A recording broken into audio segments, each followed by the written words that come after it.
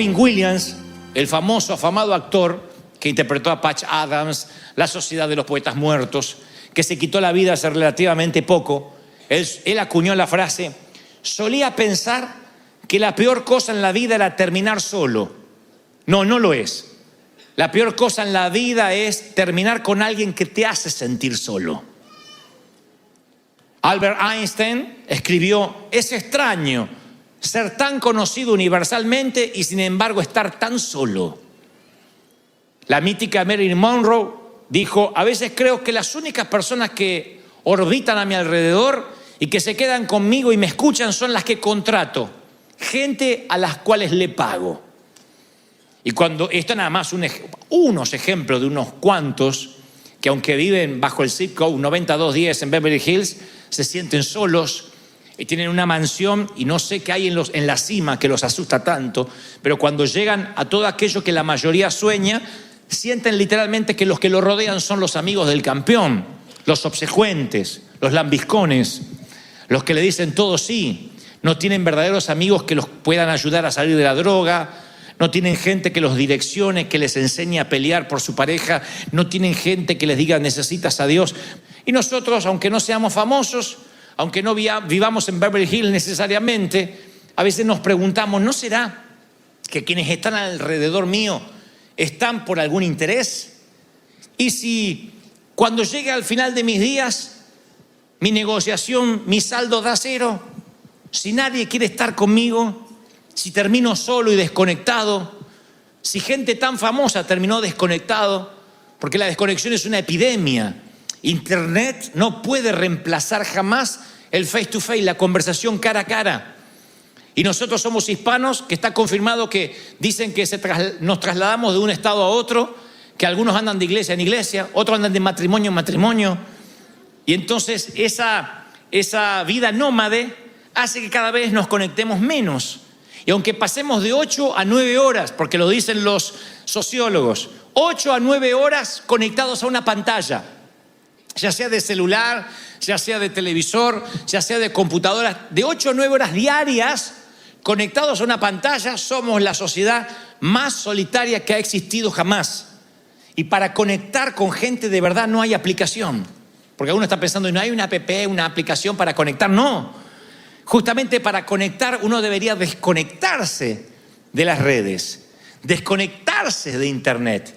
Internet parece que nos lleva a conocer mucha gente, pero baja el nivel de intimidad, baja el nivel de conexión racional, humana, de tocarse, de relacionarse. Hay una fobia que sufren personas entre 14 y 30 y tantos años, se llama nomofobia. Nomofobia es terror a salir de casa sin el celular. Mira cuántos nomofóbicos hay acá. Nomofobia es una nueva fobia que cientos de años antes de Alexander Graham Bell, el inventor del teléfono, nunca jamás nadie se hubiese imaginado que algún día la gente podría salir sin calzón, pero nunca sin celular. Increíble. Nomofobia. Entonces hay gente que habla contigo y hace el celular o ping, y dice: a ver si me estoy perdiendo en Instagram las cookies recién horneadas de mi amiga y estoy perdiendo el tiempo con esta tonta que se quiere suicidar. Entonces es como que hay un cambio de valores. Es como que de pronto lo que antes era importante ya no tiene valor. Entonces nos empezamos a aislar, pero no nos damos cuenta que estamos aislados porque la tecnología nos empieza a rodear y nos empieza a confundir. Entonces uno, si prescinde de comida, si uno deja de comer o de beber, mata el cuerpo, pero si uno deja de relacionarse, mata el alma y mata el espíritu. Uno tiene que relacionarse, es un regalo de Dios. Hay por allí una frase de los cristianos que decimos: bueno, lo importante, el gran amigo es Cristo, conectarnos con Él. Pero yo les voy a mostrar a lo largo de esta plática cómo el Señor hizo que valoremos las relaciones. Estaba leyendo que en un safari, en una expedición, un caballero se dobla el tobillo y entonces le dicen que le van a dejar provisiones por 2 o 3 días, bastante comida, bastante agua, que lo único que tenía que hacer es no moverse hasta que fueran por ayuda y regresaran para ayudar en su tobillo. Le dijeron, no se va a infectar si no te mueves, pero tienes que quedarte solo. Y lo dejaron con bastante provisión. Pero el hombre, contra lo que le habían dicho, se levantó y empezó a caminar hacia la civilización. Cuando llegó tenía el tobillo completamente desgarrado e hinchado. Y él dijo, es que yo prefiero perder la pierna antes que quedarme solo un día más. ¿Por qué la gente le tiene miedo a la soledad? ¿Por qué no quieren estar allá afuera solos? A mí se me ocurre porque a lo mejor se espantan de que cuando uno se queda solo tiene que hablar con el hacedor. Es una de las razones por la cual la gente no soporta el silencio total. Que cuando uno se queda en silencio tiene que orar, no les queda otra. Yo provengo de una generación que cuando afortunadamente teníamos a Cristo, nosotros los chicos orábamos por la fuerza, porque a determinada hora la tele se apagaba en casa y se terminaba el contacto con el exterior. Y en el silencio, con el libro, con la Biblia, nos poníamos a orar. No era que nos acostábamos 2:30 de la mañana después de ver el capítulo 40 de la serie así de Netflix porque quiero saber qué le pasa. No digo que esté mal, estoy planteando una situación social. Yo no estoy diciendo es pecado, yo lo que digo es, uno se va a acostar mirando una serie a las 3 de la madrugada, no es lo mismo que descansar tu espíritu, quedarte en silencio, meditar qué hiciste bien, meditar qué hiciste mal, qué cosas puedes cambiar, recordar a quién te faltó llamar, a quién te faltó platicar, cómo están tus hijos. Entonces lo más fácil es conectar los hijos a una tablet, conectarlo al otro a los jueguitos y nosotros conectarnos a la tele o al celular y olvidarnos del mundo y decir, estamos todos bajo el mismo techo, estamos unidos y estamos bien. No, están todos desconectados. Y esa desconexión, ¿qué produce? Que nadie ora, que nadie se encuentra en silencio consigo mismo, que nadie se le ocurriría salir a caminar sin el celular. Aún cuando salimos a caminar, ya sea para contar los pasos o porque nos va diciendo cómo caminamos, porque queremos hablar, aunque sea con doña Siri, pero queremos ir hablando. ¿Y eso qué produce? Una conexión con gente virtual, pero una desconexión con gente real. Y nos trae un aislamiento. Nos empezamos a sentir solos. El Señor habla en 2 parábolas de la oveja perdida, de un hombre que sale a buscar una oveja que se perdió y de una dama que sale a buscar una moneda perdida. Y en ambas parábolas, cuando encuentran lo que se había perdido, invitan a sus amigos a una gran fiesta para compartir que habían encontrado lo perdido. Y aunque las parábolas no hablan, el punto no es la conexión humana, sí muestra el aspecto de la naturaleza humana, que así somos, que nosotros necesitamos compartir. Si tenemos una tristeza, alguna vez aprendí que cuando uno está muy triste, al compartirla con alguien, la tristeza se divide en 2. Si en el ataúd está yaciendo nuestra mamá o nuestro papi y somos 4 hermanos, la tristeza se divide en 4. O sea, uno empieza a compartir, a lo mejor uno ve todo negro y viene el otro hermano y dice, pero acordate que mamá ya quería irse porque estaba sufriendo. Y viene el otro y se recuerda otras historias. Entonces el dolor se reparte entre 3 o 4 que sufrimos iguales, pero llevamos el peso.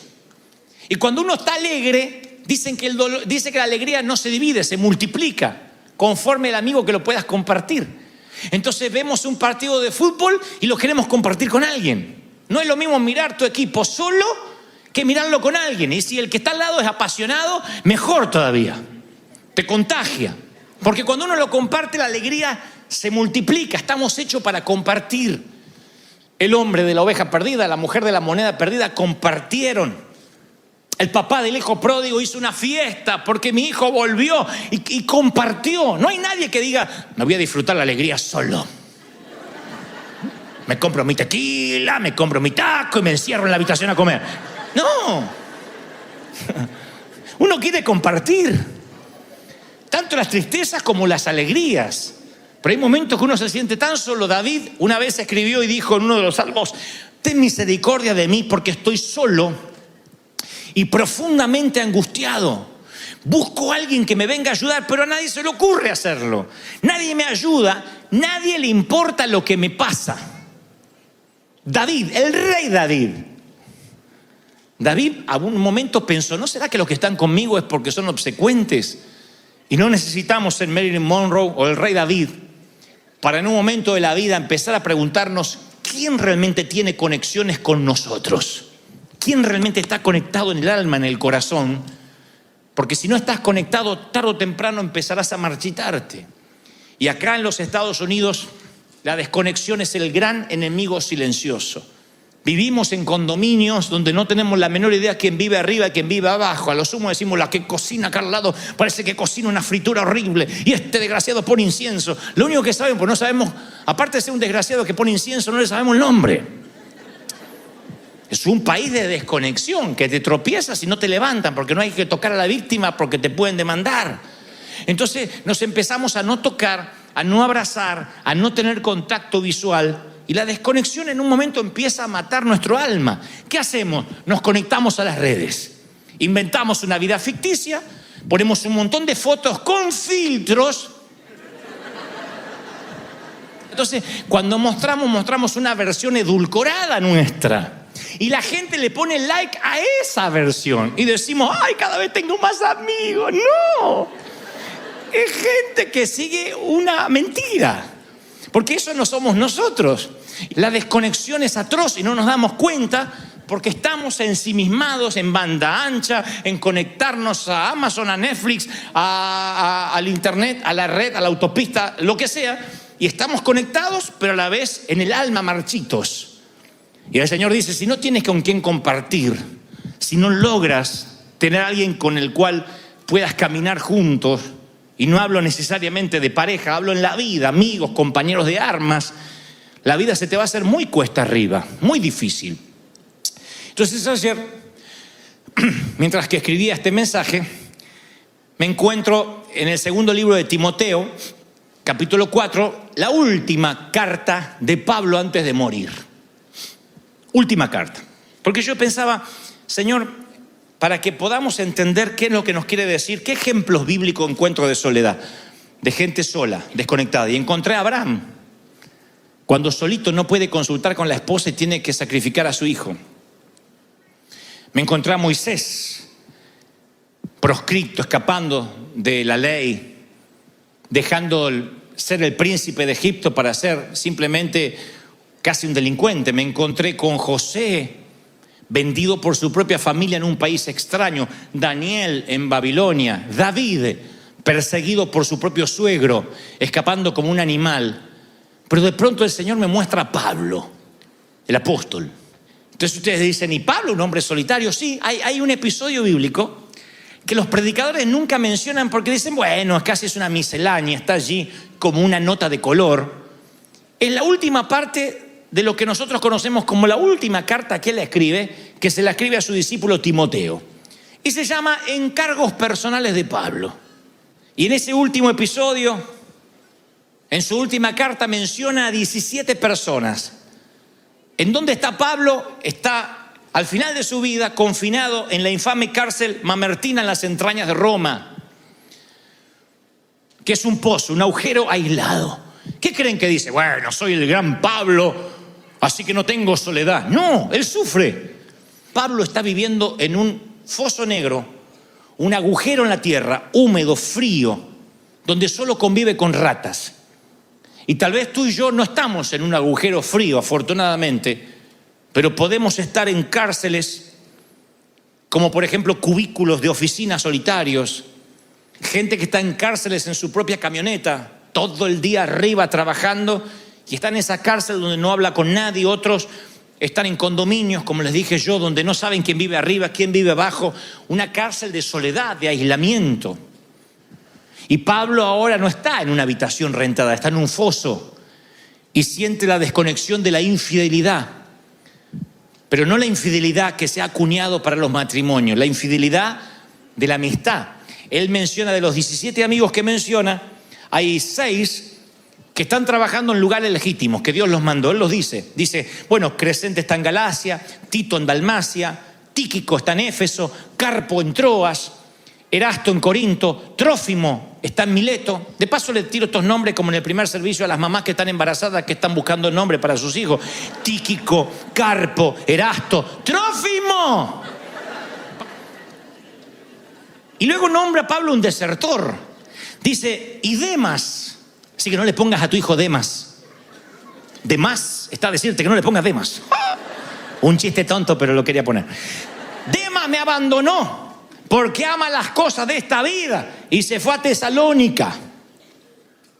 No sé qué pasó con Demas, pero él dice me abandonó. Fíjense cómo Pablo en los días finales no le escribe a la iglesia, no le escribe a Roma, le escribe a su amigo Timoteo. Y en esos encargos personales dice, ¿sabes? Demas me abandonó, me dolió, porque la deserción duele. Cuando tú dices, me dejaron con la carga solo, es terrible. Y yo sé que hay gente acá que dice, sí, yo también tengo mis Demas. Gente que cuando me empecé a ir mal desaparecieron, no me llamaron más, ni para el cumpleaños, ni para cuando estuve mal. Eso es lo que Pablo siente, la infidelidad. Sigue hablando en sus encargos personales y habla de otra cosa que produce desconexión, la interferencia. Ahora no habla de Demas, sino que habla de un Alejandro. ¿Hay algún Alejandro para acá? Bueno, ya Dios te empezó a hablar, mira.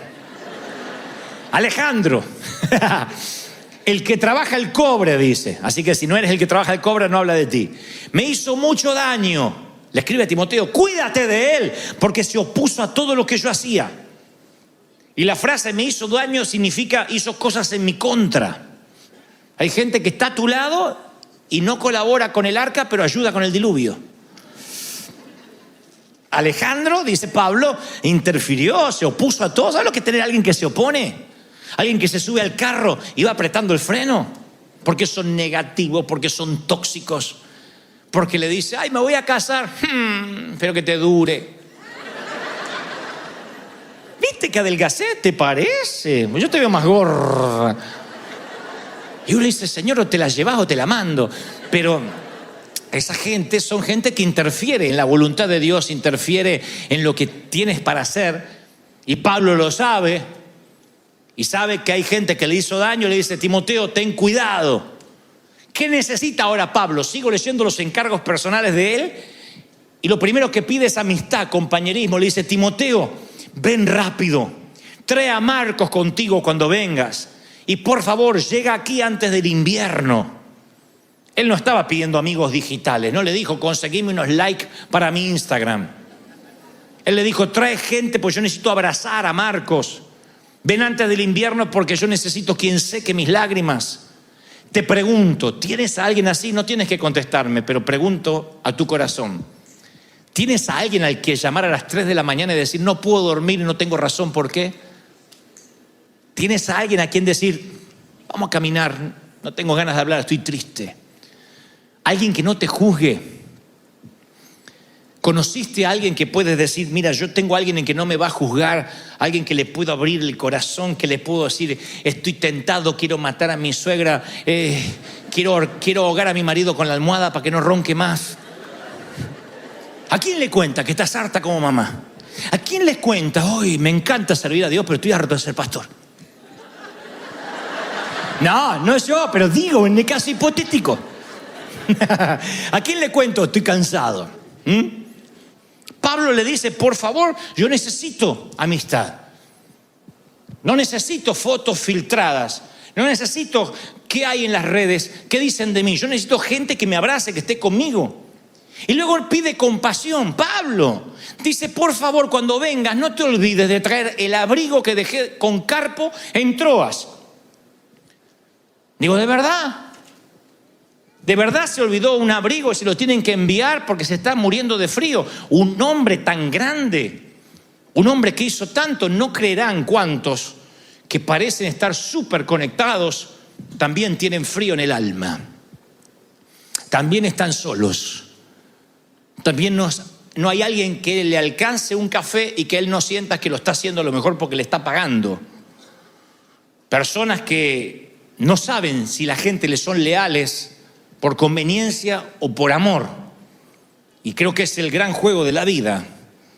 Transitar por este mundo tratando de descubrir quiénes realmente están con nosotros hasta que exhalemos el último suspiro. Por eso estamos muy interesados de que esta iglesia esté conectada independientemente de que cada vez seamos más.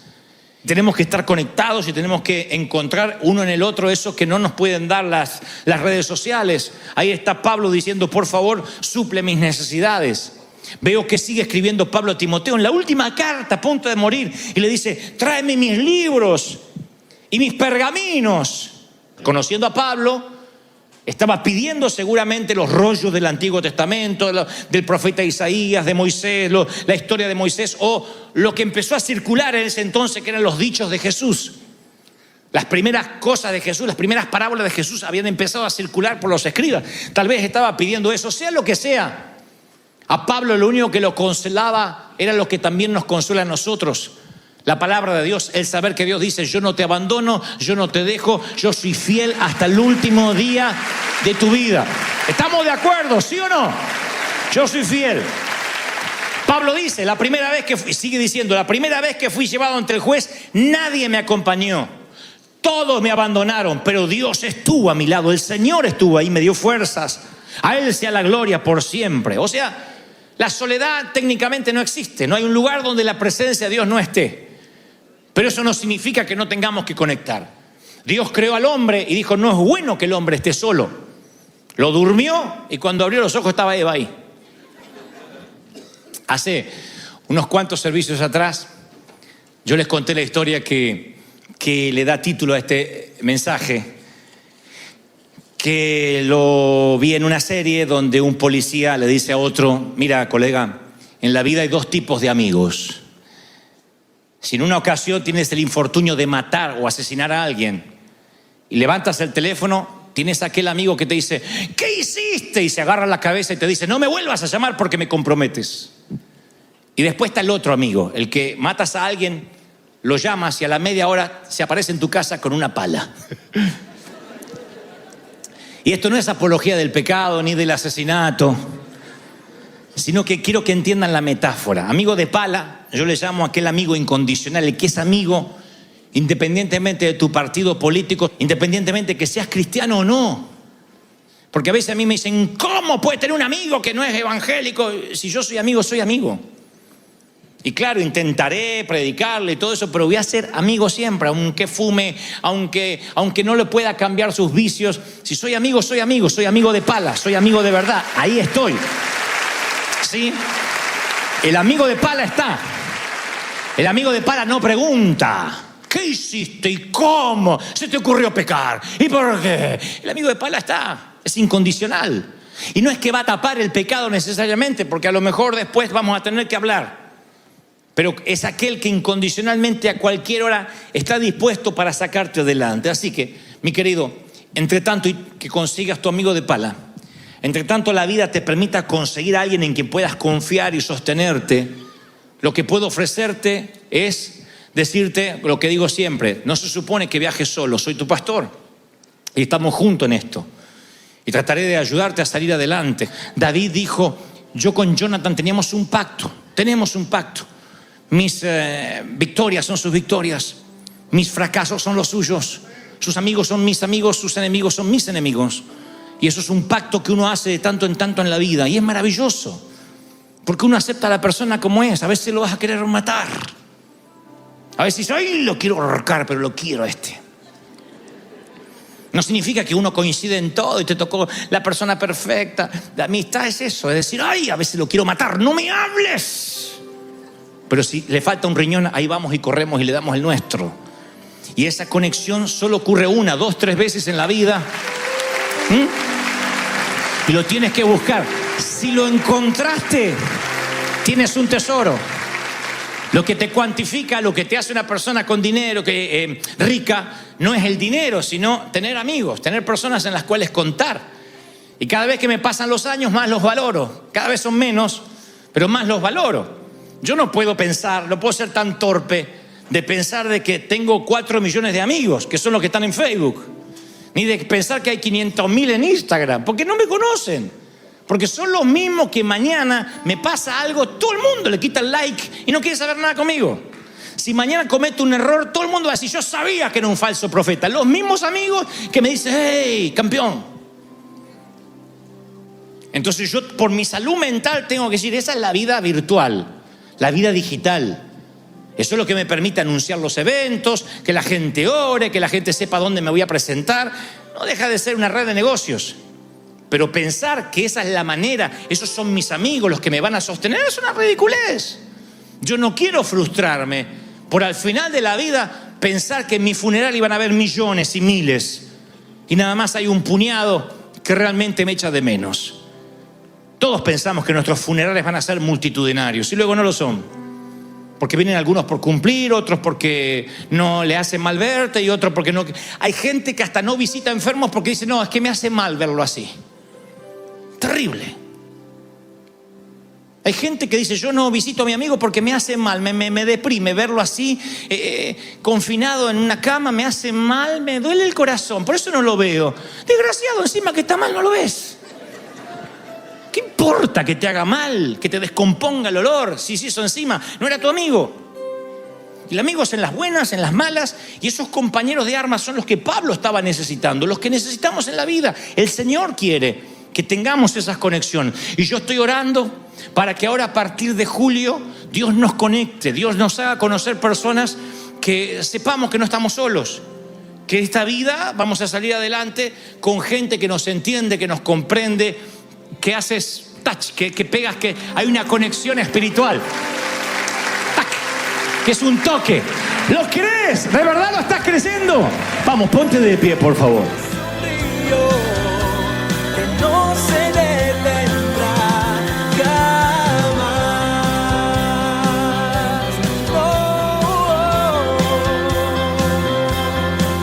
River es un río que no se detendrá jamás.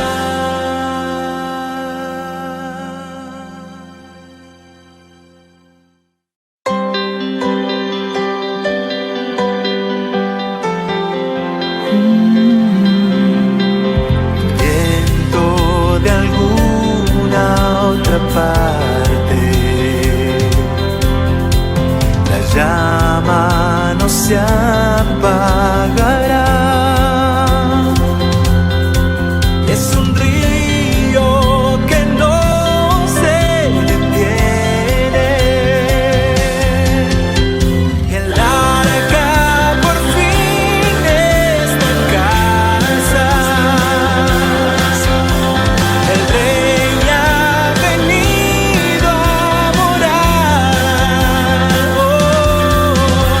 El avivamiento en calle Broadway. River es un río que no se detendrá jamás.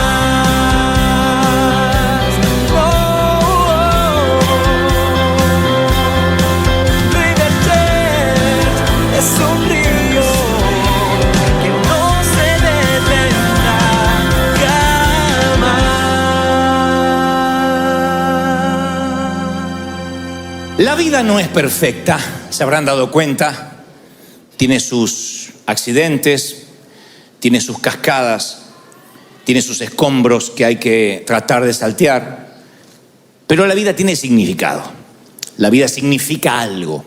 Ese es el gran juego de la existencia, encontrar el significado. Y la gente que está triste, la gente que está deprimida, no siempre tiene secretos oscuros, sino que tiene una carga abrumadora de no encontrar el significado de la vida.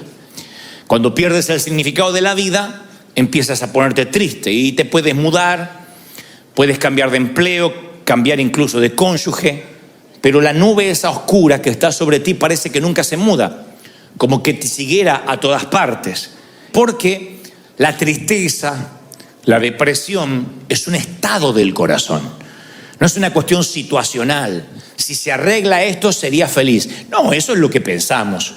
No obstante, la tristeza es una nube que se posa sobre nosotros y nos define. La depresión es un camino a través de la oscuridad. La depresión es una enfermedad devastadora del espíritu. A mi humilde criterio es la enfermedad más corrosiva, más profunda para el alma, porque viene desde adentro. Es como un tumor. Un consejero dijo alguna vez, la depresión, la tristeza sin sentido o con sentido, al cabo es tristeza igual, es una agonía permanente, día tras día, noche tras noche, a nivel casi arterial. Es una agonía que no acaba, que no te da respiro. La depresión es un parásito. La depresión es algo que te chupa, te absorbe, te quita energía. Y yo sé que estás diciendo, bueno, pero yo no elegí esta situación. No te estoy condenando. Porque la depresión o la tristeza es una condición humana que no respeta la estatura espiritual de nadie. Hace relativamente poco un pastor amigo al que conocíamos se quitó la vida. Que estoy hablando ya de lo más extremo de la depresión. Pero todos sorprendidos, su esposa, sus hijos, porque decía, ¿cómo no lo vimos venir? Se suponía que un pastor no se deprime. ¿Cómo que no? Si yo veo a los héroes de la fe deprimidos y la lluvia cae sobre justos e injustos y la depresión también. Veo a Moisés, escucho esta metáfora de la depresión y dice, solo no puedo soportar este pueblo, la carga es demasiado grande. Números 11:14 relata esta expresión. Si esta es la manera, Dios, en que piensas tratarme, será mejor que me mates. Hazme el favor y ahórrame la miseria. Este es Moisés pidiendo que Dios lo mate. No es una licencia poética que se hacía, moriré por tu amor, Romeo o Julieta. Acá quiere que Dios lo mate. Quieren que les busque otro similar, Elías. ¿Hay alguien más tremendo que Elías entre los mortales? Sin embargo, Elías dice, basta, Señor, quítame la vida porque no soy mejor que mis abuelos. Primera de Reyes 19:4. Tocaron fondo los dos tipos.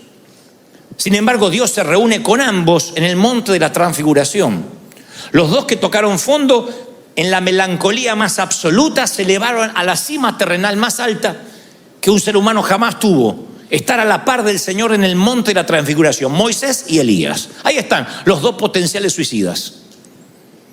Ninguno de ellos se quitó la vida, claro, pero tuvieron ganas de que el Señor los matara y ahí estaban validando Dios, que eran hombres de Dios, a pesar de la tristeza que atravesaron.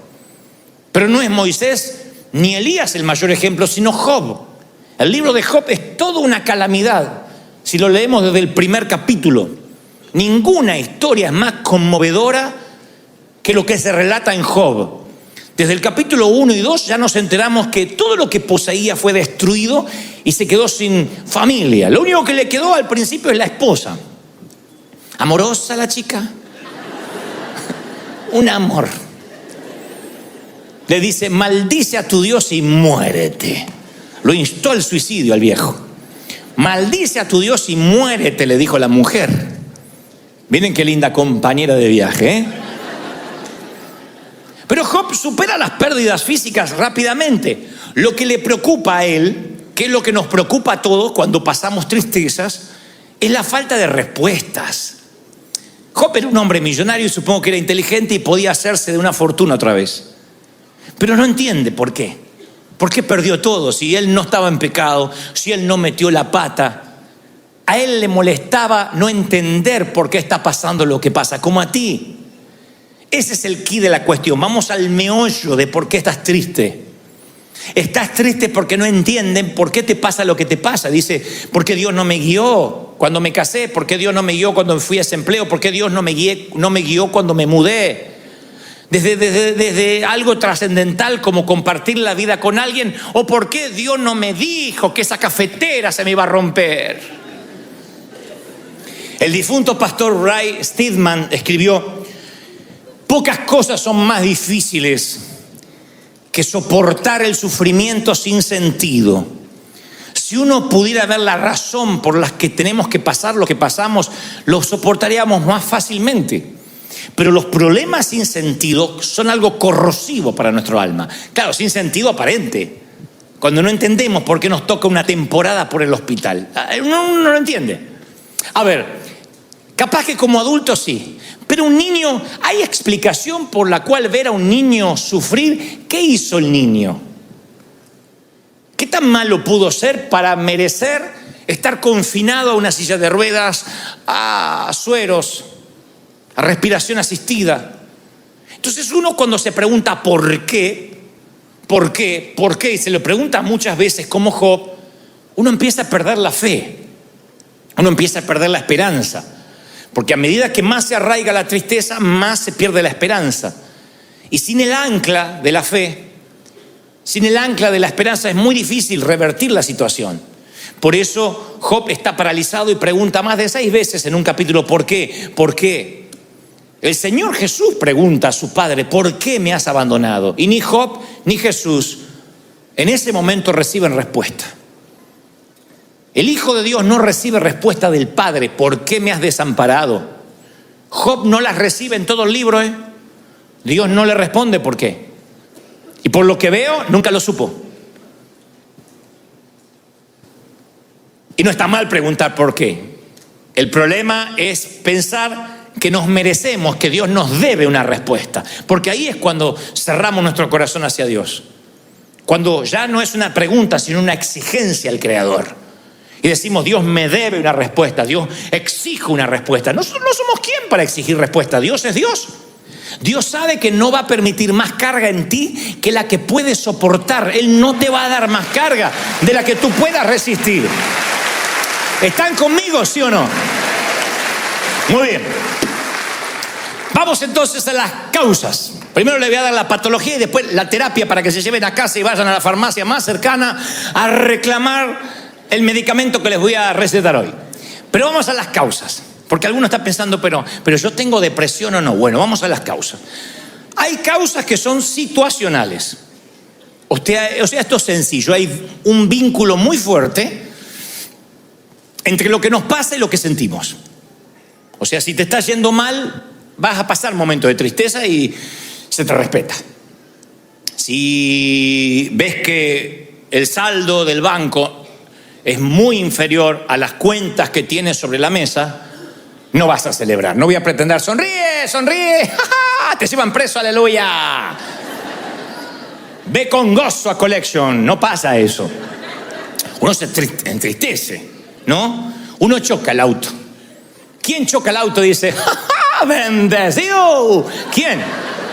A menos que estés entiquelado, te entristeces. Y dice: no, aunque lo pague el seguro, te entristeces.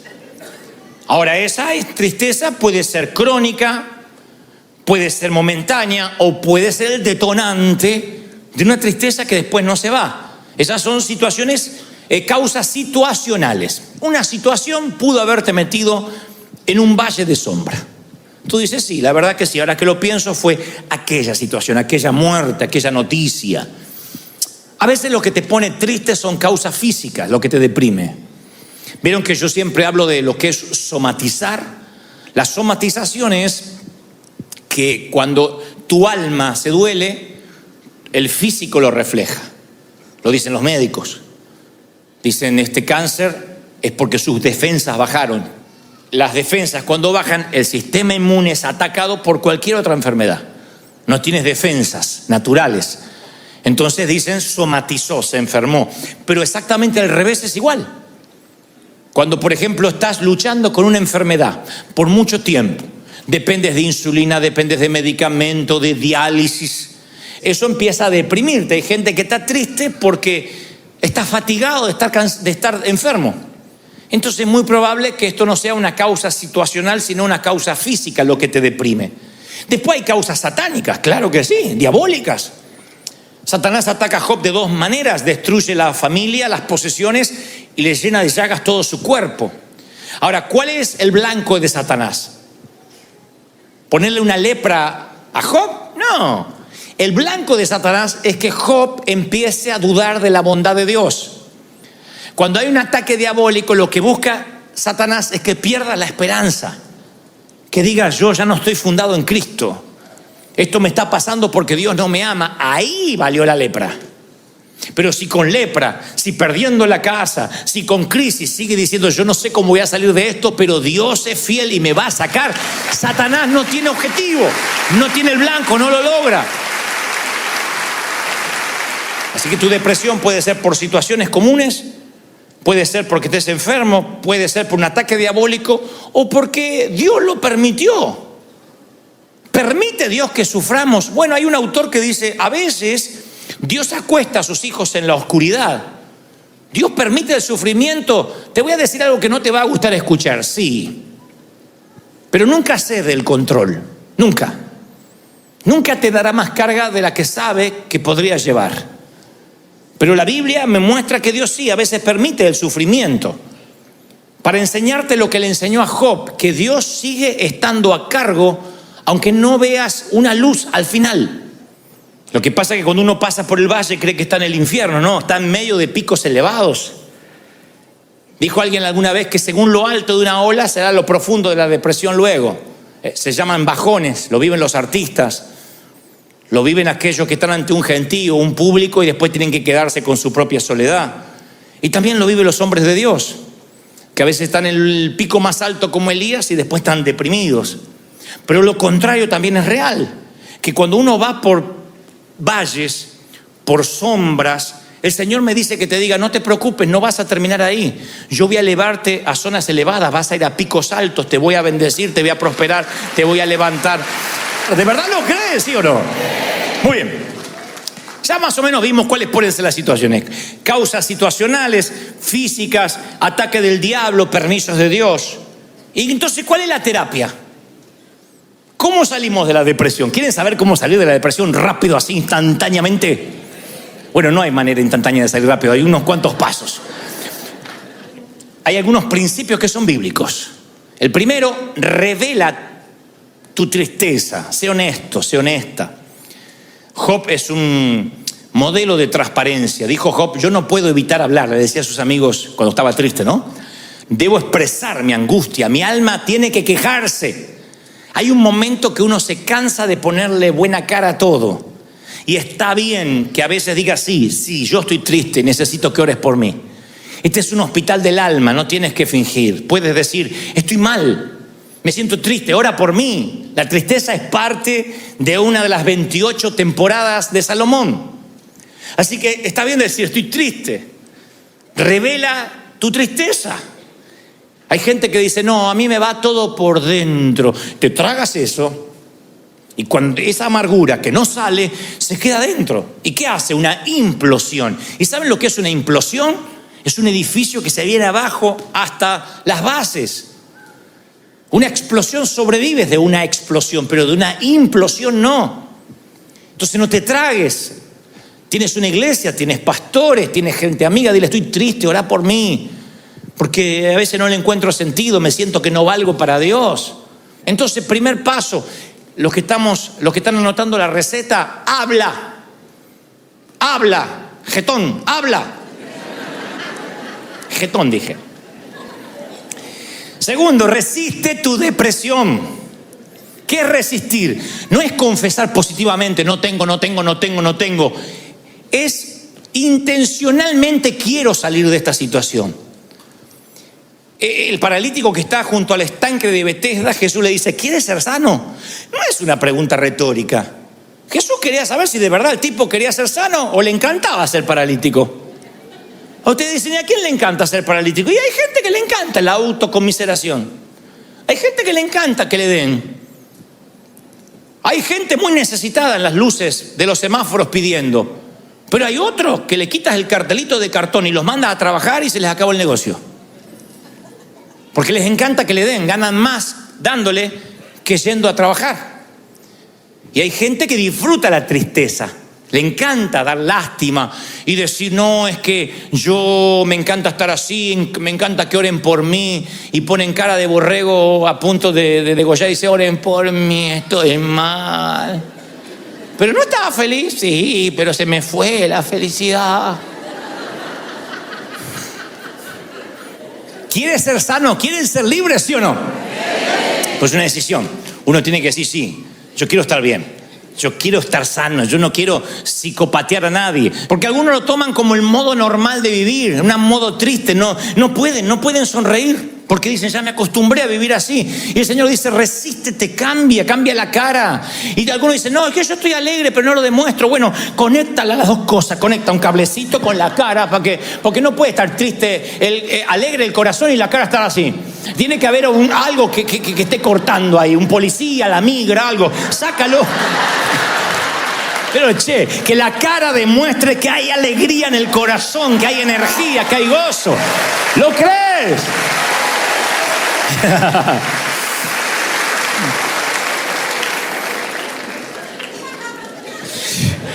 Haz lo opuesto a la depresión. El doctor psiquiatra, el famoso Karl Menninger, dijo: quien está triste, yo le recomiendo que cierre su casa con llave, vaya al otro lado de la ciudad, busque a alguien necesitado y haga algo por esa persona. Eso te quita la tristeza. No te retires, no bajes los brazos, no te acurruques como un ovillito en la cama. No te hagas un ovillo. Dile: no, yo tengo que salir a trabajar.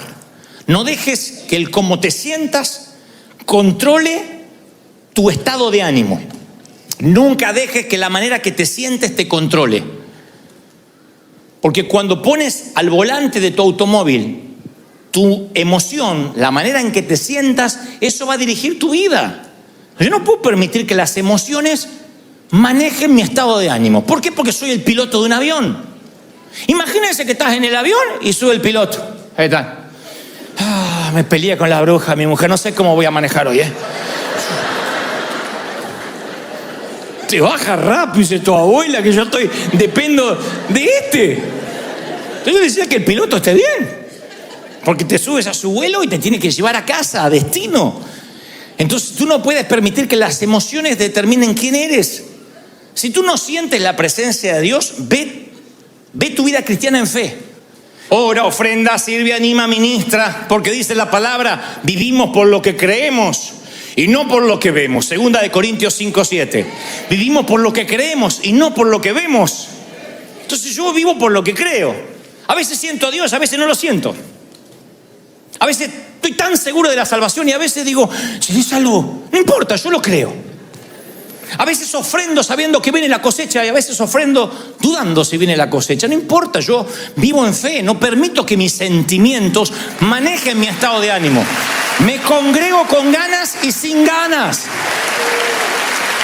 Sirvo al Señor con ganas y sirvo sin ganas. Ahora, Job llega al final de la vida y dice: Él sabe dónde yo voy. Y cuando me ponga a prueba saldré tan puro como el oro. No necesitaba saber por qué. Él necesitaba saber de quién se trataba la vida. Que se trataba de Dios, no de él. Y termina diciendo aquellas palabras: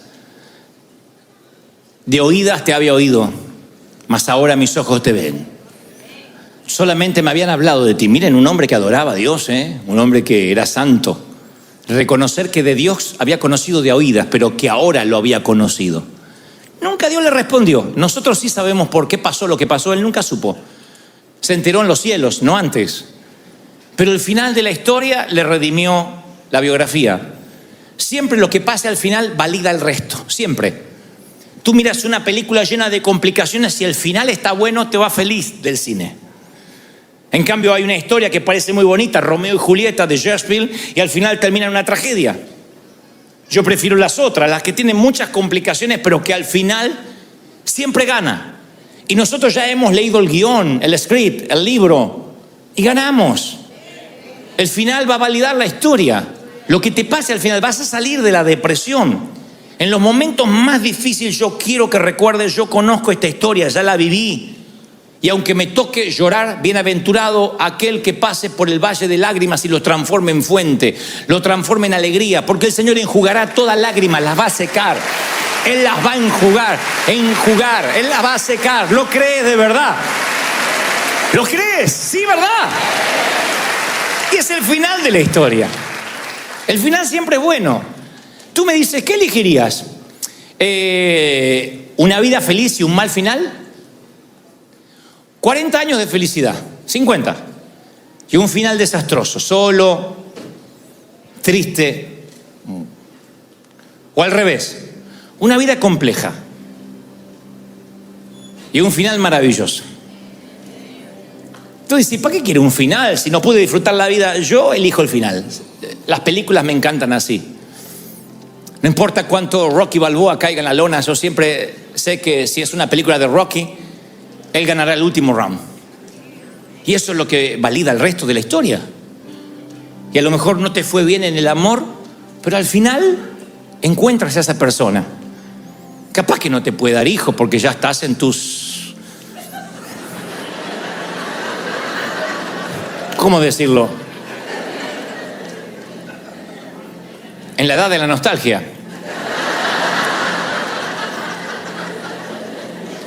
pero valdrá la pena. Lo valdrá. Yo decía en el servicio anterior, piensa en un cuadro mental, un sitio, un lugar que te gustaría estar. Puede ser bonito, puede ser un lugar de tu infancia, puede ser un sitio en Europa, puede ser junto al Mediterráneo, en el Pacífico, al Atlántico, si te gusta el mar, en una cabaña en el hotel, la cima, en el valle, en una casita, en una renta, donde sea, pero un lugar, piensa en un lugar. Ahora ponle un clima. Si te gusta el verano, el invierno, la primavera, ponle un clima alrededor. Hay los que dicen, me gustaría el romance de la nieve o la lluvia sobre el tejado, y otros dicen, no, me encanta el verano, los pájaros trinando. No sé, imagina un sitio y luego le pones un clima. Ahora que tienes el sitio y el clima, coloca caras allí, personas o una. Y estate allí con esa persona, a lo mejor con tus hijos. Y una vez que tengas las personas, porque el hogar nunca es un sitio geográfico, es quién. Una vez que tengas a quienes, tengas el clima y el sitio, grábatelo. Escríbelo en las tablas de tu corazón, átala a tu cuello, porque ese será tu final. Ese es tu destino, ese será tu puerto deseado. Vas a llegar ahí. Y cuando te sientas en estados depresivos, piensa en ese sitio y que tarde o temprano Dios te lo va a dar, sino aquí en el cielo. Pero Dios te va a dar ese sitio de paz, de tranquilidad. David decía, me trasladaría como las aves a lo más alto de los riscos. No buscaba un lugar pedregoso, seco y árido, sino un sitio que para él representaba paz. Busca un sitio que represente paz y déjate llevar, tranquilo. Confía en el Señor, confía en que las cosas van a salir bien, que vas a llegar a destino. Terminaré con una historia real. Hace muchos años estábamos en Australia y yo no sé nadar y me metí en el mar simplemente para tratar de flotar un poco. Cuando vi que flotaba, cerré los ojos y dije, no hay nada mejor que tostarse al sol nadando en el océano de Australia. Cuando abrí los ojos, hasta los canguros me quedaban lejos. Estaba metros de distancia de la orilla. Y dije, wow. Y me enderecé y no hacía pie. Y supe que me iba a ahogar. Lo supe. Así que hice lo que toda persona que no sabe nadar hace. Empecé a moverme ampulosamente y me chupaba para abajo la corriente. Lo conté en el primer servicio y pusieron la misma cara que ustedes. Y estoy acá, obviamente que... Estuve 3 días muerto, alabado sea Dios.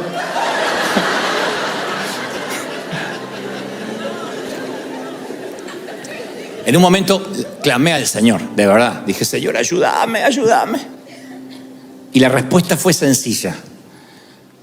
Pero básicamente me ayudó para el resto de mi vida. Quieto. Yo sentí el Espíritu Santo diciéndome quieto, relájate. Y fue lo que hice, no podía hacer nada. Si me iba a ahogar, no iba a ahogarme braceando o haciendo esfuerzo, desgastando mi energía. Así que me quedé quieto. Y la marea, poco a poco, me fue llevando de vuelta a la costa hasta que volví a hacer pie. No olvidaré nunca más esa sensación. La marea simplemente me fue llevando, fue maravilloso. Me llevó hacia la arena. En vez de hundirme, la marea me llevó a casa. Todo se trata de confiar y esperar. Cuando estés triste, descansa en el Señor. Confía de que el final de la historia va a estar bien. Descansa y tu espíritu llegará a casa. Porque, damas y caballeros, todas las mareas del mundo conducen a Él. Todos los dolores, todos los hospitales, los panteones, los divorcios, las enfermedades, las infidelidades, las traiciones, el dolor, las metástasis, todo conduce a Dios. Todos los caminos conducen a Dios. Nada más que braceamos y peleamos. Descansa en Él, confía en Él, estate quieto y yo cuidaré de ti. Si Él cuida de las aves, cuidará también de ti. Celebra a ese Rey maravilloso que dice, confía en mí. Yo te saco adelante. Yo te bendigo. Yo estoy contigo, dice el Señor. Yo no te dejo hasta que no te bendiga.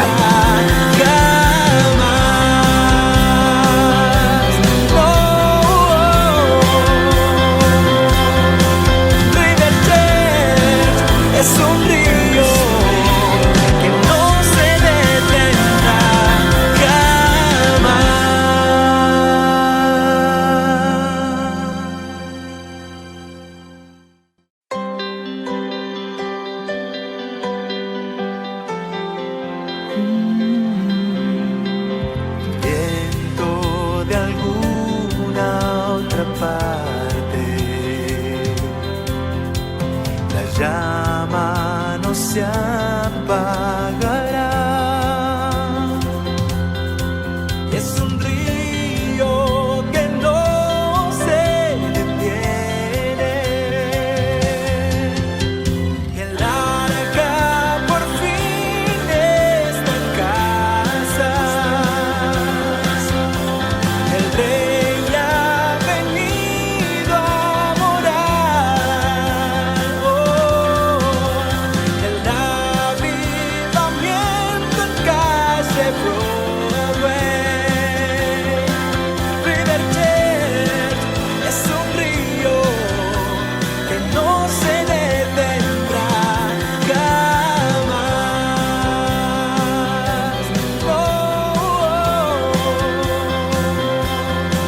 River Church es un río que no se detendrá jamás.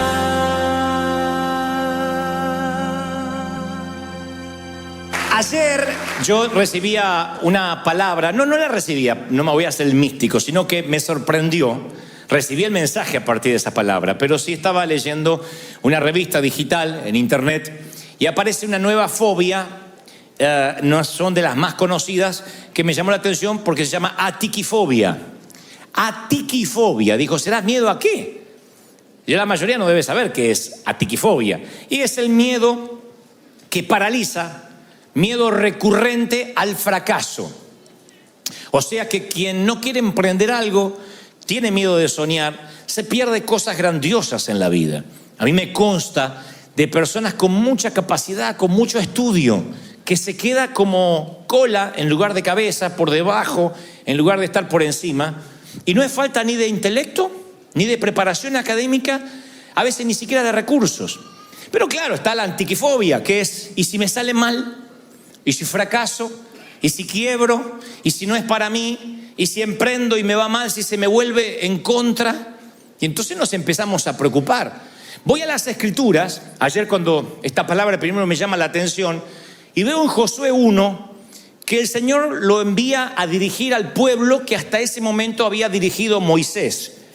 Y uno dice, bueno, hay muchos héroes bíblicos que reciben un llamado grande, un llamado que los supera, pero Dios está con ellos.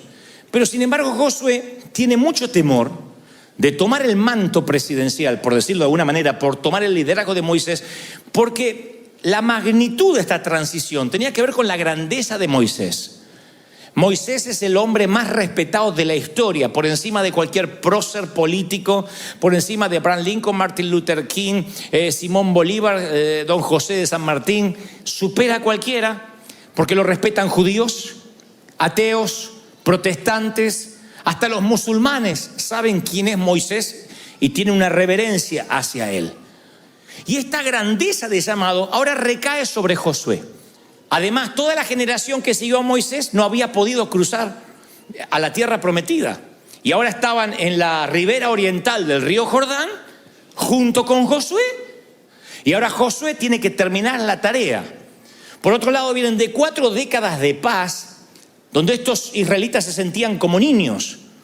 No habían tenido una batalla formal en 40 años. No habían peleado. Comían del maná que le caía del cielo. Eran gente que le gustaba que le den. Y cuando uno se acostumbra a que le den, y un día Dios le dice a Josué, Josué, toma el manto de Moisés, pero no hay más maná a partir de mañana. El maná se fue con Moisés. Ahora hay que sembrar y cosechar el fruto de la tierra. Hay que pararse a decirle eso a la gente. Eso es una medida que aminora, que quita, que amilana lo que el anterior estaba dando. Josué toma la presidencia y tiene que dar unos discursos tanto negativos. Muchachos, se acabó el maná. Y había gente que salía de la tienda y hacía la mañana. Ni levantaba. Ahora hay que trabajar. No solo eso, sino que les tiene que decir, Dios nos dio la tierra prometida, la que no pudieron heredar nuestros padres. Pero tenemos que ir a pelear, a conquistar. Así que empiecen a manejar una espada, una lanza, agarren los escudos, que dejan de ser simplemente nómades para transformarse en guerreros. Josué tiene un pánico escénico, yo también lo tendría. Pero hay un sitio peor. ¿Quién sería el asesor de Josué? ¿Qué le dices a un tipo que tiene que tomar tamaña responsabilidad, tamaño peso de gloria, ¿qué le dices? Yo creo que no había ningún humano que lo pueda asesorar. Dios habla con él y le da lo que da título a este mensaje: el mejor discurso de Dios. El mejor discurso de Dios. De todos los que están en las Escrituras, este es el más fabuloso, el speech más motivacional, más grandioso que jamás fue escrito. Tiene por lo menos 6 principios. Es un discurso magnífico. Y escuchen, lo mismo que Dios dijo a Josué te lo va a decir a ti esta mañana. Si hay algo que te está paralizando, si dices yo debería haber emprendido algo y no sé, me da miedo, me da pánico. Hay gente que pierde su destino por miedo. Hay gente que Dios le dice yo te estoy entregando algo maravilloso y tiene un pánico y se lo pierde. Y la mujer de su vida se casa con otro ganso. Y el trabajo que Dios tenía para él, ese empleo lo pierde, llegó tarde. Y el llamado que Dios tenía para ti se lo dio Dios a otro. Tú dices, no, pero si era para mí, ¿por qué? Hay gente que dice la falacia, si es para mí nadie me lo va a quitar. No, si no eso hubiese funcionado con el pueblo de Israel cuando andaban con Moisés. Si la tierra era para ellos, ¿por qué no la pudieron tener? Porque la incredulidad es una barrera, es una muralla que no te deja tomar lo que Dios te prometió. Entonces aquí el Señor da el mejor discurso de la historia. Los que estamos en el reino y hablamos y practicamos la oratoria deberíamos aprender de la magnífica retórica que tiene Dios cuando le habla a Josué 1.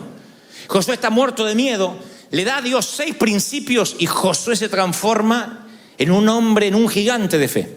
Todo empezó con esta oratoria de Dios, con este discurso. ¿Lo quieren oír, sí o no?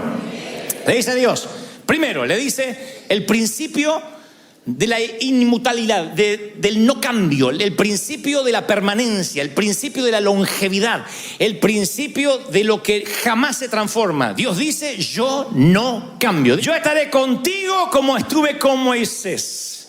No te fallaré, ni te abandonaré.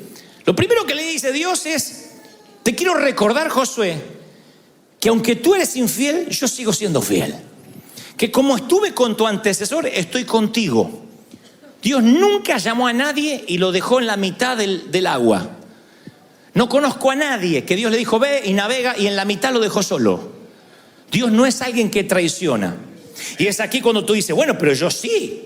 Yo le fallé, yo no soy el mismo. Dios dice, tú puedes cambiar, yo no cambio. Como estuve con Moisés, estaré contigo.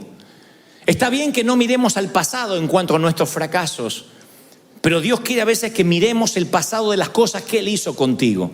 Si Dios te sacó de terribles situaciones, como yo sé que te sacó, por eso estás hoy aquí. Si Dios te bendijo cuando no tenías para comer, yo sé que hay gente aquí con testimonios poderosos de cómo Dios estuvo en el pasado. Y hay momentos que cuando la crisis viene en el presente te hace frágil la memoria. Y Dios dice, yo no cambio, yo soy el mismo. Tú puedes equivocarte, tú puedes ser más o menos fiel, congregarte más o menos, sembrar, dejar de sembrar. Yo soy fiel, yo no te dejo hasta que no haya hecho contigo lo que dije que iba a hacer. Dios te sostiene de la mano y no te suelta. Es el primer principio. Segundo principio, le dice Dios, muy bien, yo no cambio. Ahora, Josué, llegó el momento que guíes a este pueblo a cruzar el río Jordán y entrar a la tierra que yo te doy. Te prometo a ti mismo lo que le prometí a Moisés. Donde quiera que pongan los pies los israelitas, estarán pisando la tierra que Dios les dio. Dios le dice, te doy algo específico para hacer que no hizo Moisés. Enfoque. Yo te entrego la tierra, pero la tienes que pisar. El segundo principio es, confía que yo no cambio. Y después, enfoque, vamos. Porque la generación anterior, por mucha promesa que tenía, no pudo heredar la tierra. Entonces yo te doy enfoque. Yo quiero que pises la tierra, que lo tomes. Esta misma palabra Dios te habla esta mañana. Lo único que te falta es enfoque. La promesa de Dios no tiene que agrandarse más. Ya Dios te prometió. Dios te prometió salud, Dios te prometió prosperidad, Dios te prometió felicidad.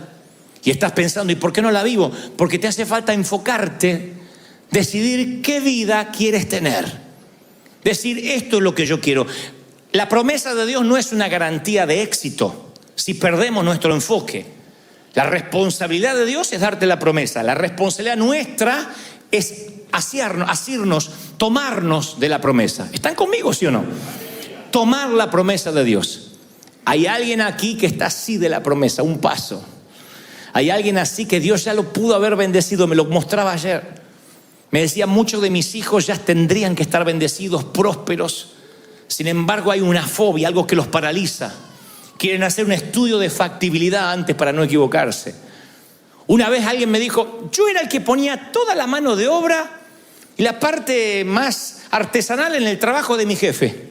Él venía, era el contratista, él cobraba y yo trabajaba. Y él cobraba una fortuna y yo ganaba unos pesos. Y un día me puse a pensar que yo también podía tener mi propia compañía en este país. Si el que ponía la mano de obra era yo, era el que más sabía. Mi jefe no sabía nada, yo era el que hacía todo. Entonces un día dije, basta de ser cola, quiero ser cabeza. Así que aunque mi esposa estaba muerta de pánico, la suegra estaba opinando, porque usted sabe que en el huerto del Edén también opinó. Y sin embargo, emprendí. Sin embargo, arranqué. Y le digo, ¿qué te pasó? Y si empecé a prosperar, lo que cobraba mi jefe ahora lo cobro yo.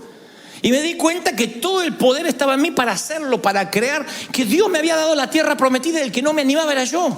¿Cómo no me di cuenta hace años? Y hay gente que dice lo mismo en cuanto a pareja. Pastor, cuando hablaste, yo tomé esa palabra, fui y le hablé a la chica. ¿Y qué te dijo? Ay, ganso, tenías que haber venido hace años, te estaba esperando, bobo, ¿cuándo me ibas a hablar? Y te estaba esperando la reconfirmación de Dios, que ella la traiga el Espíritu Santo y se la deposite en la casa. No iba a pasar. Entonces a veces decimos, bueno, si esa tierra prometida es para mí, que venga. Y no es así. Uno dice, Dios dice, no, tienes que ir. Honra la creación. Yo te creé para que emprendas, para que hagas, para que te enfoques. No hay nada mejor que el poder del enfoque, porque uno sabe exactamente qué es lo que va a hacer. ¿Para qué se te dio el aceite? ¿Para qué? El cuidador del faro tenía aceite para mantener el faro ardiendo. Viene un caballero, le pide aceite para aceitar la rueda del carro. Viene otro y le pide aceite para calentarse. Viene una dama y le pide aceite para cocinarle a sus hijos. Y el hombre, el cuidador, cree que está haciendo obras de bien en repartir aceite. Pero un día se queda sin suministro, se apaga el faro y los barcos empiezan a encallar en los acantilados. Lo llaman de la compañía y le dice, usted está despedido. Y él esgrime la explicación. No, es que yo hice obras de bien con el aceite. Le di a un caballero para que aceitara la rueda, a otro para calentarse en su estufa y a la otra para que cocine. Y le responden, se te dio el aceite por una sola razón, mantener el faro ardiendo. ¿Para qué se te dio la unción? ¿Para qué se te dio lo que sabes hacer? ¿Qué te mandó Dios a hacer? Y la vida se te está yendo. Hay algo que Dios te mandó a hacer que solo tú tienes el diseño original para hacerlo, no lo va a hacer nadie más. Y mientras que no sepas eso, vas a desperdiciar y dilapidar tus años un día a la vez. Y un día te vas a ver con mucha más edad que ahora. Porque todo el mundo estamos envejeciendo, todos. Aquí es la parte donde nadie dice amén, ni gloria a Dios, ni me hacen así con la cabeza. Pero pasa. Y eso no cambia. El reloj de arena cae hacia abajo, no sube. Parece una bobería, pero lo olvidamos. Y al no tener enfoque, se nos va la vida haciendo un poco de todo. Y no siendo especialistas en nada. ¿En qué tienes horas de vuelo? Que dicen, esto soy buena. Hay algunas que dicen, yo soy mamá, soy la mejor mamá. En eso invertí mi vida. Bueno, gloria a Dios. Otra dice, no, la verdad que no, siempre fui mamá, pero estuve pensando en esa otra carrera. Bueno, ¿y qué hiciste en esta carrera? Tampoco nada. ¿Y emprendiste algo? ¿Estudiaste online, aunque sea? No, se me va el día. Entre una novela, la doctora Polo, se me va el día.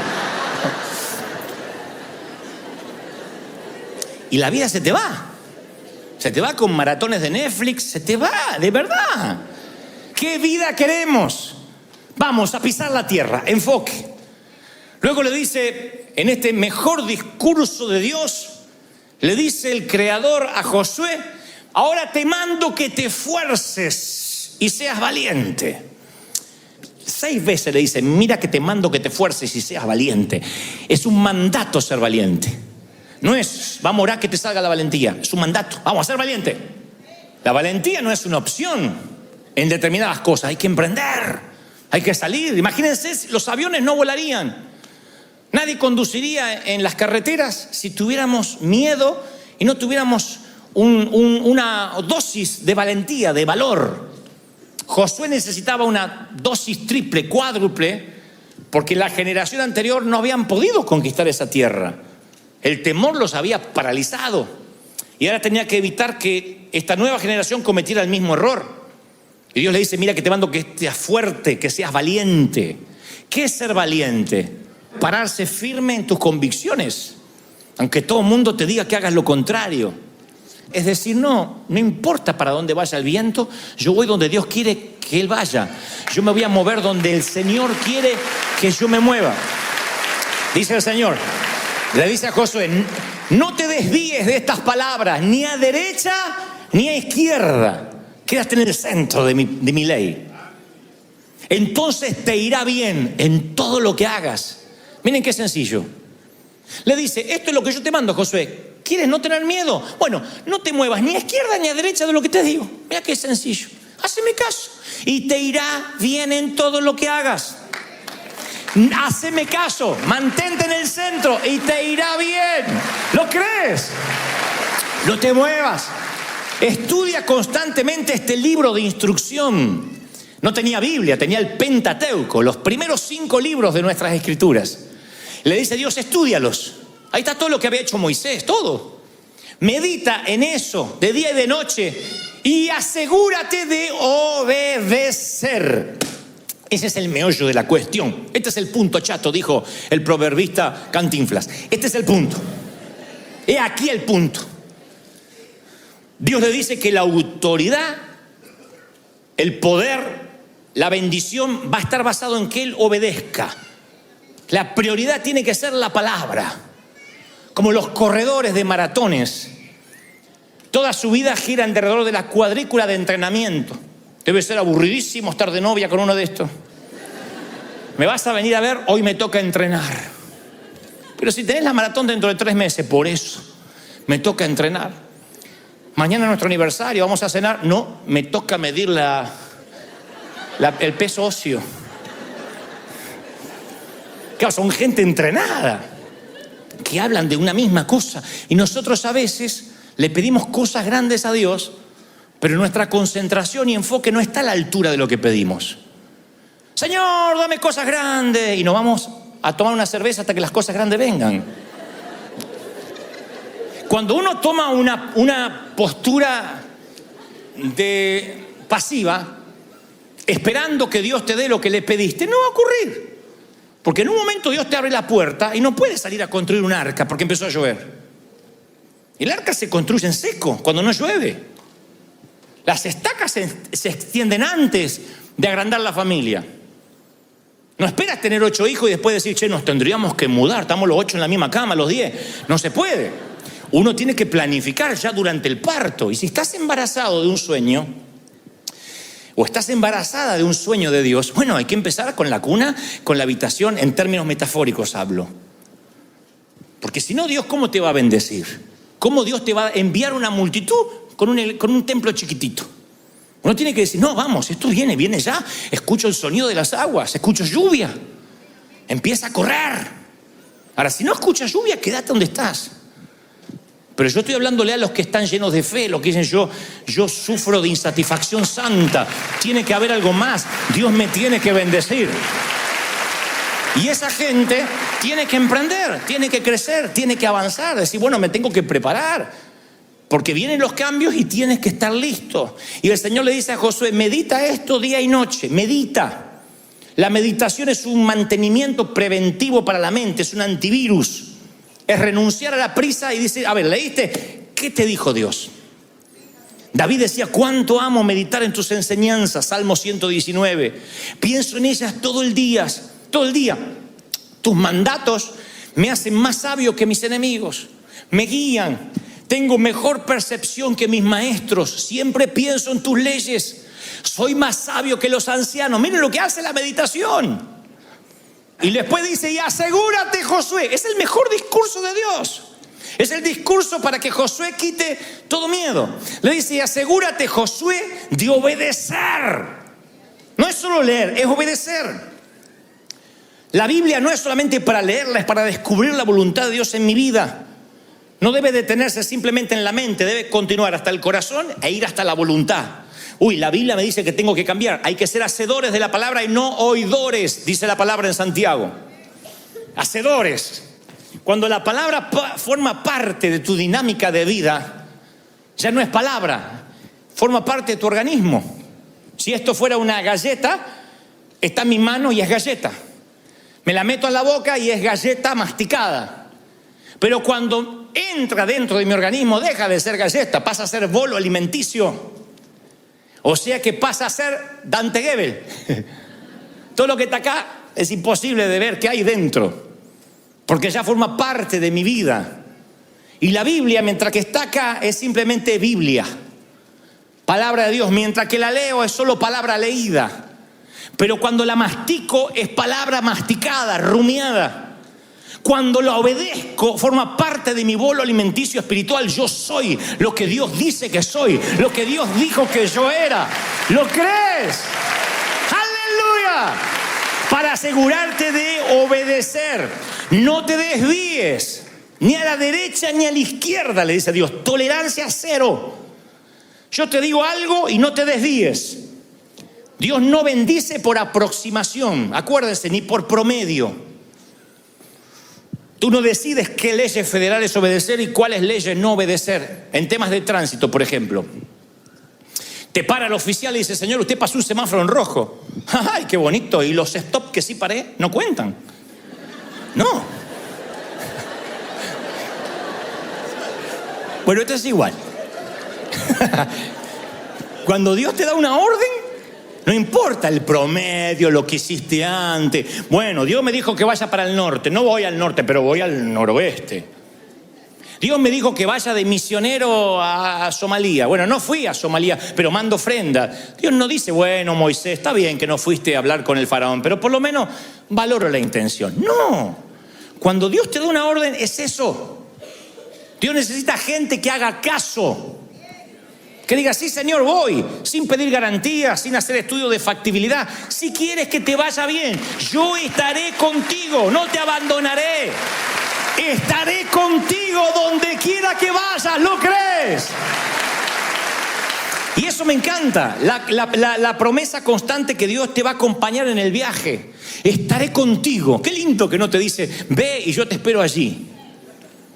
Tú ve y cualquier cosa me mandas un WhatsApp. No, yo estoy contigo. Ahora ve, le dijo a Moisés, cuando hables y yo te voy a enseñar qué decir.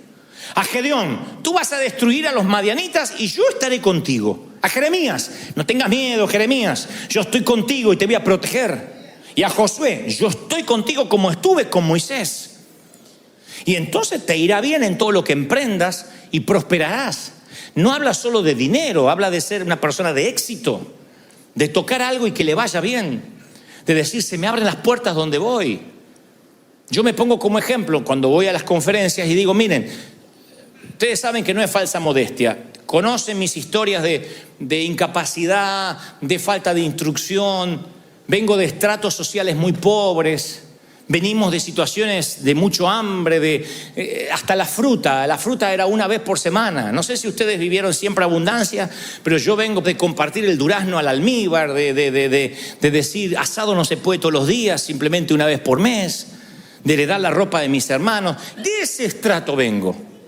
Sin embargo, hoy, años después, me doy cuenta que todo lo que he tocado, todo lo que he pisado, siempre ha sido de bendición, siempre. Pero no como la mitología griega cuenta del rey Midas. El rey Midas era alguien de la mitología griega que decía que un día pidió un deseo a los dioses, que era que todo lo que él tocaba se convirtiera en oro. De así que usan el rey Midas de la música, el rey Midas del arte, el rey Midas de los Oscar.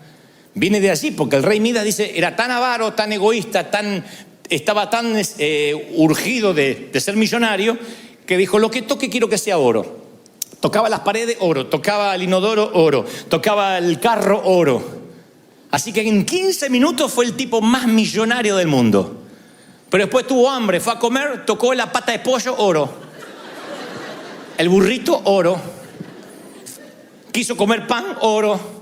Tomar agua, oro. Apenas tocaba el agua en los labios, oro. Así que se murió de sed y de hambre. Entonces, cuando habla de la prosperidad de Dios, no significa que todo lo que toques, que vas a emprender, que los negocios, no. Significa que te vaya bien en todo. En una pareja, en la iglesia que decidas congregarte, en el país donde decidas vivir. Que te vaya bien. Que tengas tus momentos de tristeza, de zozobra, pero aún así diga, me va bien, al final de la historia me va bien. Porque el Señor dice que va a ir conmigo. Josué termina los días de viejito y dice, dentro de poco moriré. Josué 23:14. Dentro de poco me voy a morir. Voy a seguir el camino que todo ser viviente sigue en este mundo. Pero en lo profundo del corazón, ustedes saben que cada promesa del Señor, Dios se ha cumplido en mi vida. Ni una sola ha fallado. Dios cumple, promete y ni una le tuvo que reclamar a Dios. Todo lo que toques prosperará. ¿Lo crees? Yo creo eso. Yo siento que se abren puertas, que Dios bendice. Siento el estruendo de muchas aguas, pero el Señor me dice, muchos no lo están tomando porque no han creído, porque se han desviado, porque dile que crean como creíste tú. A mí no digo que me chocaban, pero me sorprendían las palabras del apóstol Pablo cuando yo era muchachito y decía, sean imitadores de mí como yo de Cristo. Digo, wow, yo nunca diría que me imiten a mí. Pero en esto de creerle a Dios, yo sí te digo, sí. Dios sabe con qué corazón sencillo te lo digo. Yo le creí todo a Dios. Vuelvo a lo que te decía recién. No es que nací en Suiza, me crié en Buckingham, mi papá era rico, me heredó una fortuna, pero yo le creí todo a Dios. Aunque no tuviéramos que comer, aunque tuviéramos que andar en trenes, pero creíamos que Dios nos iba a dar cosas grandes. Yo creía, yo digo, Señor, eso que le diste a Josué me lo vas. Estos son principios que yo he aplicado. Que Dios, como estuvo con otros hombres de Dios, iba a estar conmigo. Cuando veía a un hombre de Dios me pegaba, pero no como parásito para ver qué le puedo sacar. Para ayudarlo, decía, yo te quiero ayudar, yo quiero estar, ¿qué puedo hacer? Porque yo veía el favor de Dios y yo quería tener ese favor. Y hoy que yo estoy experimentando ese favor, que puertas inimaginables se me abren, no tengo que buscar nada, no esfuerzo, no ando llamando a la gente, me dan una oportunidad, me llaman, me hacen propuestas, me envían contratos. Y yo digo, ¿están conscientes a quién le están mandando contratos? Saben que no tengo ni la capacidad ni la altura intelectual, pero Dios me dice, no es que te lo mandan por vos. Lo mandan porque ven el favor, sienten que Dios está contigo donde quiera que vayas. Dios está contigo donde quiera. ¿Lo quieres de verdad? ¿Lo crees?